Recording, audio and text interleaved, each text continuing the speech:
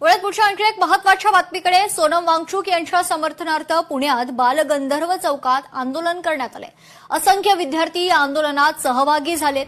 पोलिसांनी परवानगी नाकारल्यानं आयोजकांना ताब्यात घेण्यात आले आणि त्यानंतर मोठी घोषणाबाजी देखील पाहायला मिळाली. आंदोलनाच्या ठिकाणावरून आढावा घेतलाय लोकशाही मराठीचे प्रतिनिधी बालाजी पोद्दार यांनी. बालगंधर्व चौकात आंदोलन सुरू करण्यात आलं होतं, मात्र पोलिसांनी काही जणांना ताब्यात घेतले.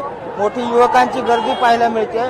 माझ्यासोबत आता आंदोलकाचे आयोजक जे आहेत ते किर्दत सर आहेत. काय नेमकं पोलिसांची भूमिका आहे? पोलीस हे दडपशाही करतायत. प्रत्यक्षामध्ये रस्त्याच्या बाजूला उभं राहून तरुण आंदोलन करतायत, तरुण निषेध नोंदवत आहेत. आज दिल्लीमध्ये काल जे घडलं त्याचा निषेध करतायत आणि सोनम वांगचुक यांची जे काय ज्या पद्धतीने अटक केली, त्यांना ज्या पद्धतीने ताब्यात घेतलं हे चुकीचं आहे. हे म्हणण्यासाठी जनता जर रस्त्यावर उतरली असेल तर पोलिसांनी खरं तर दडपशाही करायला नाही पाहिजे. लोकशाही मराठी ऐका, पहा, जागरूक रहा.